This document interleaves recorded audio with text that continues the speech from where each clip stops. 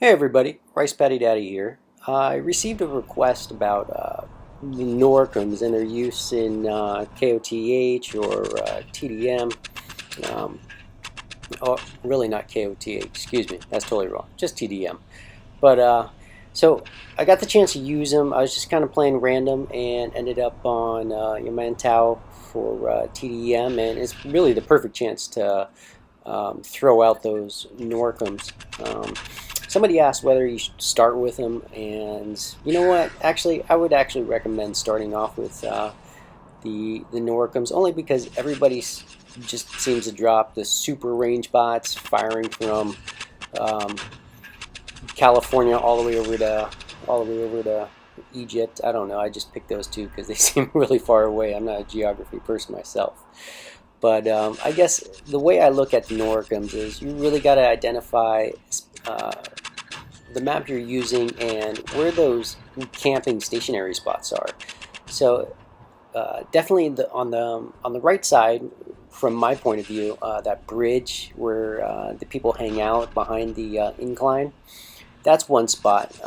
The difficult part is timing, making sure you know what type of bot you're firing at, and if they're fast enough to just kind of move forward and backward to avoid the Noricums. So, case in point, on the other hand, if you're being fired at with Noricums, just keep moving around if you have a fast enough bot. If you're in a Fury or some type of Leo and you're being fired at by somebody who kind of really knows how to use them, you're going to be in a bad place. If you do, if you're up against somebody who doesn't really know how to anticipate your movement, then you might be in a better off situation. So on the left side, some places that are good spots to fire Noricums off at is definitely behind that roundish pillar that's, according to the left bridge, kind of on the right side of that left bridge from my point of view, coming from the other enemy's spawn. So the way I like to use them is get kind of in the same way I use the vortex. Give it a one go. Just fire off one.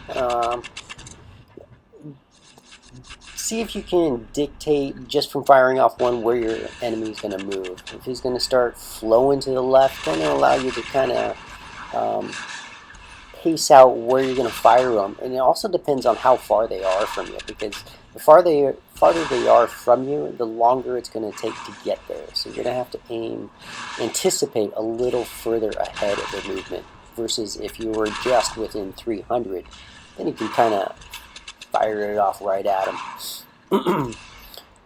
Besides that, the biggest thing I look at, as well as the opponent and which guys to aim at first. So right from the beginning, there's this Fury Flux that just started kind of zapping my teammates' booties and just draining energy. So he's my biggest concern, and I want to make sure I keep him uncomfortable and in a spot where he doesn't have a good vantage point, where he can fire, kind of get a good vantage point on everybody. So you can kind of tell that I've transitioned him from behind the bridge to behind that big old pillar, where really he really doesn't have a shot at anybody from behind there, except maybe one good line of sight. So he kind of put himself in a position where he would have done better, honestly, I think, if he just dropped his bot and started attacking.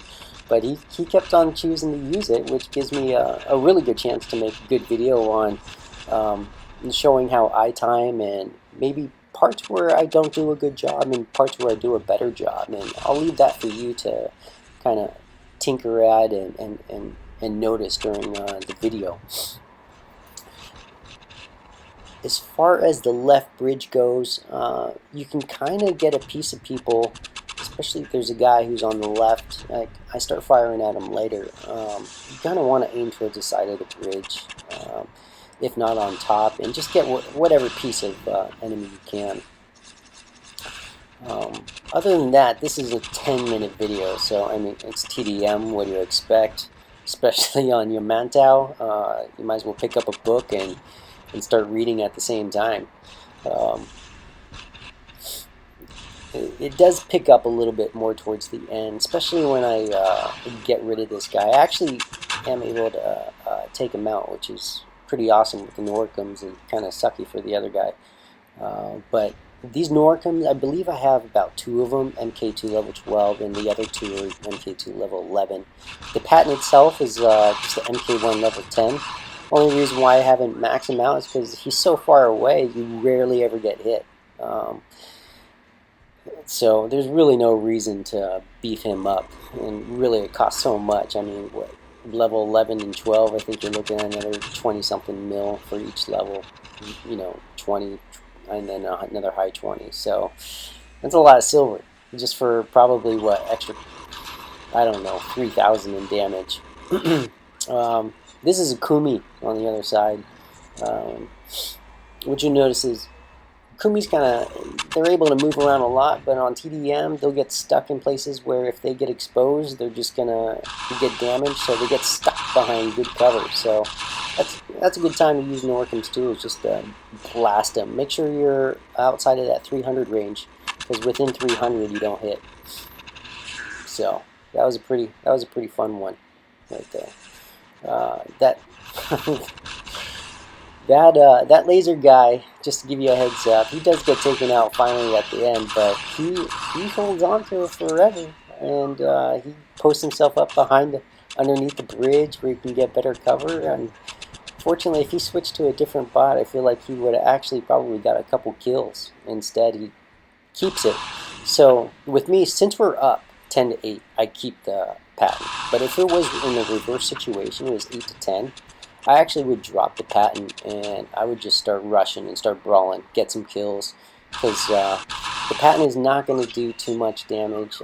I'm not sure how much I do in this one. You'll see at the end, but on average, it's maybe about 200,000 to 300,000.